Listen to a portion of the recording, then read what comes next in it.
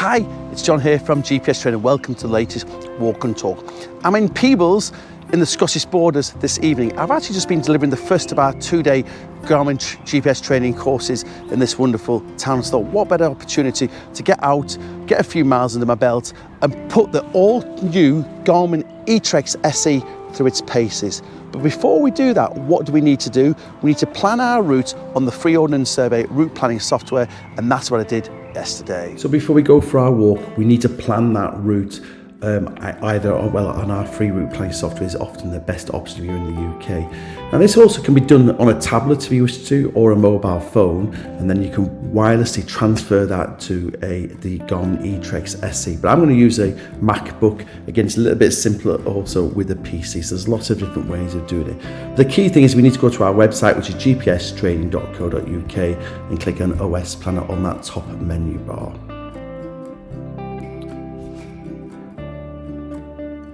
And that will take you to our free route planning software. So we need to search for Peebles in our case, so we can center the map on the location that we're going to go walking this evening.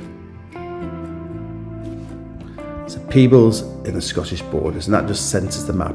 Now before I do any route planning, I also just have a quick look of work out where we're going to do this. We're going to come walking up here, come back down this way, and then back around. So just get a good overview of where you want to go for your walk. And then I just zoom in and we go to the 1 to 25k mapping. So we're down by the riverside. We're literally going to walk up here. And what we do is every time there's a major corner in the path or the track that we're going to be following, we just click on it and it starts creating those waypoints and starts creating a route ready for us to follow.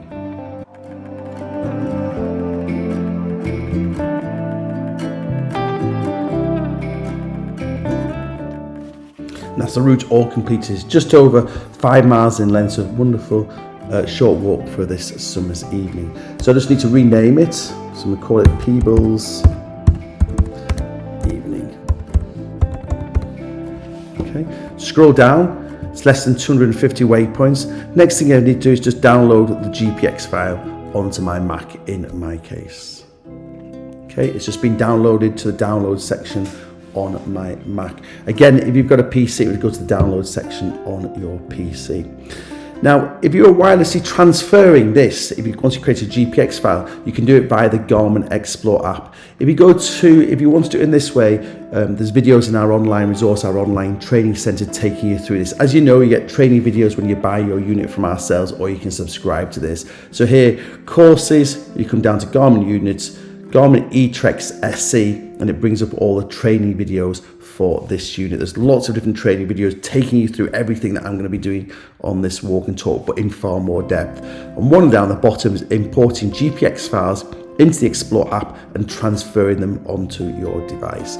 There's a step-by-step video there taking you through what you need to do if you want to wirelessly transfer that from a mobile phone or a tablet onto this. But I've actually got a Mac here, so I'm actually going to transfer it via the USB-C cable onto this GPS device.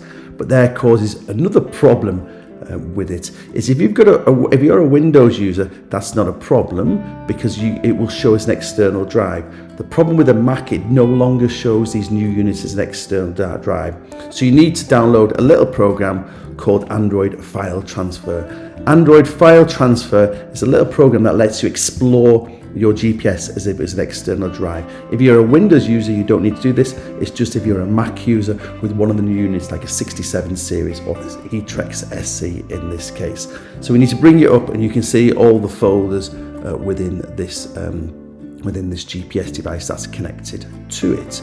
So what I need to do is bring up another Explorer window, new Finder window rather, to bring up the downloads, which I can then see my GPX file in that case, which is there. And what I need to do, I need to just drag the Peebles GPX file into this new files folder. So I literally just drag it across into the new files folder and it converts it into that new files folder. What will happen is when I unplug the GPS device, it will then convert it. It will end up in what's called a courses folder, and that's what we'll be navigating with this evening. Now we've got it on our GPS unit, we need to load that course and also reset our trip and track data. So with this unit, we switch it on now at the top. We just press the button down for a few seconds to switch it on. And now we're on the main menu. We just scroll down to the bottom. You can see the satellite signal that we're getting from this unit. You can see here, grid reference at the top, accuracy 10 feet. And you can see it's picking up the GPS. We can actually pan through the different satellite signals it's got there. So we've got the GLONASS, the Galileo, the QZSS is picking up none of those. And there's the Beidou, which is I think it's the Indian satellites. I'll get there in the end. So Indian satellites, none of the Galileo, GLONASS, and GPS, which is the American. Fantastic accuracy on this, 10 feet accuracy, and it's literally just been switched on a few moments. So what we need to do next is we need to load that route, or the course rather, and then we can navigate that as well. So we go to main menu, down to navigate, down to courses, and there's our course at the top that we planned on the computer, Peebles evening. So press OK on that, and then we just press this, and we press go at the top. And that's just now navigating that course. Okay, to start recording the track, we just press the OK button again. We come down to tracking controls, press OK on that, and we just press start as well. And you can see we lose the little pause at the top when we're actually. So what we're doing is recording the track, which is the breadcrumb trail of where we've been, and we're also navigating the course that we just transferred onto the GPS unit. And again, we can pan through the various pages. That's the arrow where we need to be following. There's a trip computer that tells you how far we've walked, average speed, etc, etc. And there we are there. So we're navigating that Peebles evening course.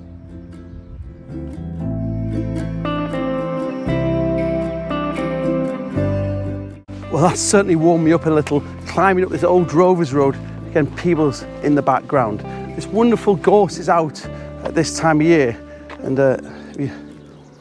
we smell it. It smells like coconuts when you smell it. So wonderful yellow flowers of the gorse, with Peebles standing in the valley bottom below. With what Garmin's done with this GPS unit, it's actually quite refreshing.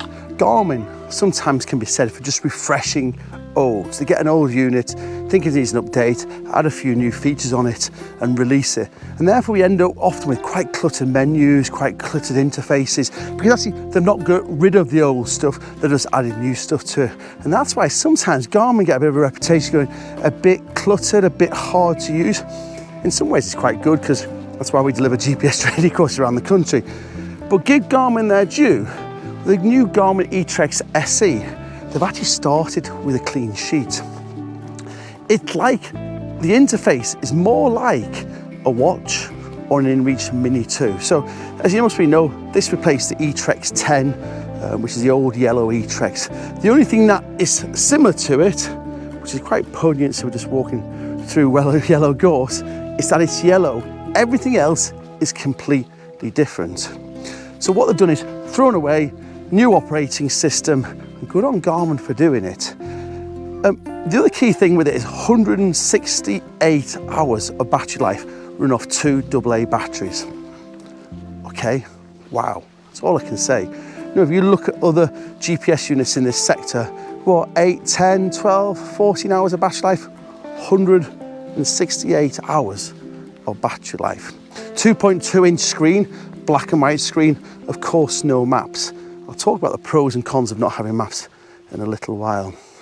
Key thing is though, it connects to a mobile phone or a tablet. I know I planned it on a MacBook, my walk before you go, but believe it or not, you don't get a USB-C cable for this GPS unit. You're going to buy it separately. So that tells me Garmin thinks this is going to be used next to a mobile phone or a tablet, wirelessly transferring everything by the Garmin Explore app. And actually good on Garmin for making that bold decision, because actually, as they rightly think, a lot of people don't have PCs and Macs anymore, and most people are working alongside a mobile phone app like we do with watches. So this is where it's very similar. It's actually just like an Instinct watch or an InReach Mini 2 in its interface and its navigation experience. As you'll see, we're navigating a course on a handheld GPS unit. We're used to seeing courses on watches and the InReach Mini 2. So what they've done is started from scratch again, give it a really nice simple interface, brought in the technology of the connectivity to a mobile phone, so we can download GPX files onto our mobile phone, wirelessly transfer them onto it, and all for £149. That's not actually that bad, is it really? So if you want a GPS unit as a bit of a backup, or you want a GPS unit to work alongside your ordnance survey maps, which we all should be doing anyway, but not many of us do, it's actually a cracking GPS unit. Now, the lack of maps. Okay, we do have a map page on it, which draws the line of the course that we're following. We've got a compass arrow to follow on the compass page. Are we going to miss ordnance survey maps on a GPS unit? Not really, but we will if we need to plan on the hoof, won't we? So if we're going to plan our course just like a watch and follow it just like a watch, we say it's quite a lot, we won't miss the maps, because actually we're going to be okay. We just follow the arrow on the screen, we can kind of see that we're going to turn left up here, we're going to turn right up here, etc, etc. But where we will miss it, if something goes wrong, if we come across an obstacle, we have a problem en route and we need to plan ourselves out of that situation, we've got no ordnance survey maps on this GPS unit, but it's £149.99. To put ordnance survey maps on a good budget GPS unit, eTrex 32X, we'll be spending over £300, over twice as much money. So that's your decision. The same functionality as a watch. I keep saying a watch, an instinct, it's half the price of a watch. And I think actually a better navigation experience than a GPS watch is in many circumstances. So I'm massively impressed by it. Garmin kind of, give them credit, they've done something completely different. Actually, it's been selling very, very well. We've had it on the market now for a number of weeks, a couple of months now, I would say.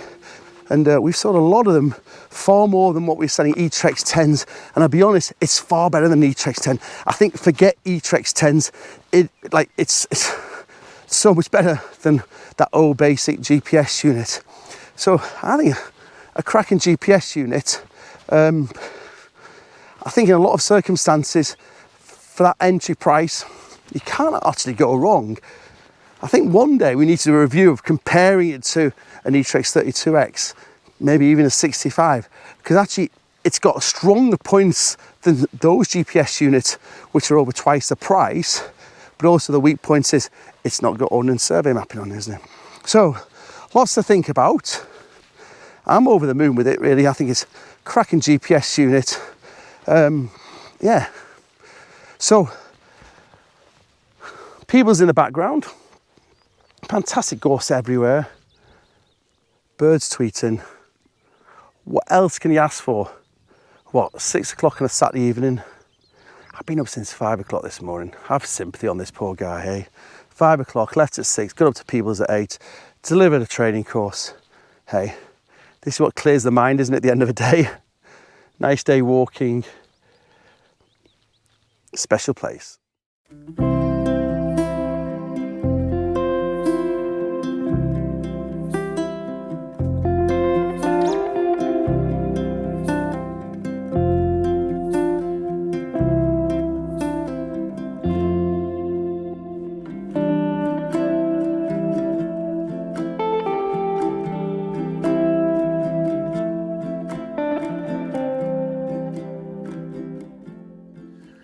So we'll have a quick look through the various pages.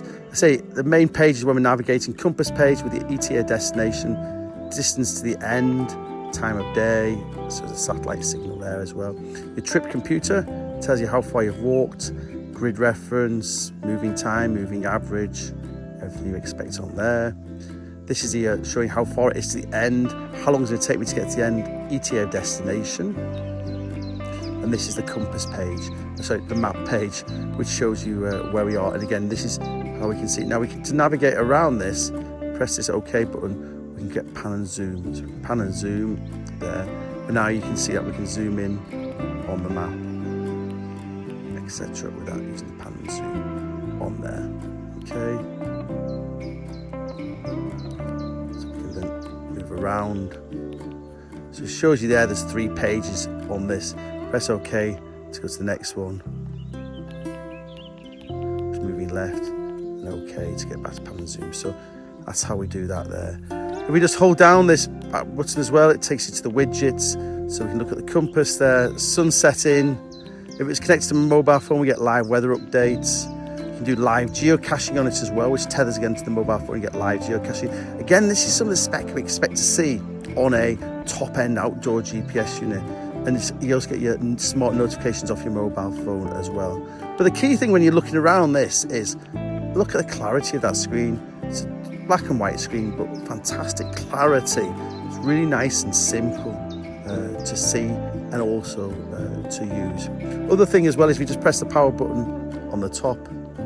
This is how we can alter the backlight, mark waypoints, goes into expedition mode. I don't know why you'd want expedition mode. People don't know it improves the battery life, but it's already got a stunning battery life, so I don't know why you would want that. And you can lock the buttons there.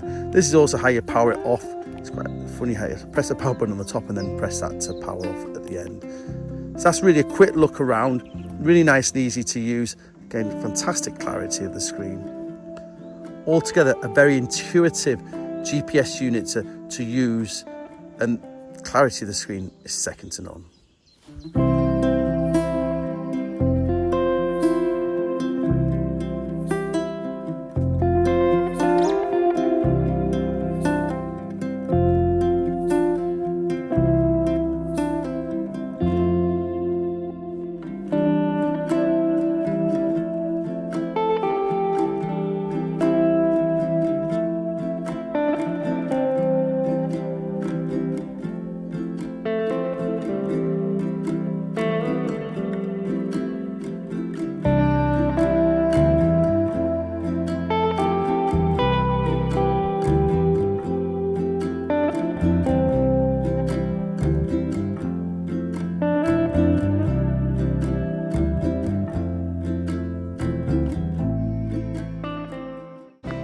This is literally one of the high points of the walk, crossing the River Tweed on this fantastic old railway bridge. As you more than likely know, the River Tweed goes out to the sea at Berwick-upon-Tweed. If you see my walk and talk with the Instinct 2 I did from Berwick, or T2S rather, I did from Berwick-upon-Tweed, and also my walk and talk with the Garmin GPS map 66 SR, we walked up the Northumberland coastal path and went to Berwick-upon-Tweed. Now this bridge is truly special.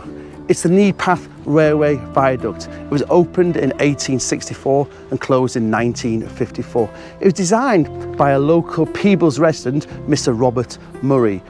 It's one of the finest screw arch bridges in Scotland. It's actually interesting just looking at the way the arches are. They've got a little bit of screw on them as you look through, and they're at an angle as well. But the bridge is always also angled as you go through, as you go along it. Just as we leave the end of the bridge, we're going to turn left and follow the River Tweed back into Peebles, but you can actually carry straight on through the old railway tunnel, and that takes you back into Peebles also. It's really a unique walk. If you do ever get the opportunity to explore this wonderful part of the country, it's certainly worth a visit.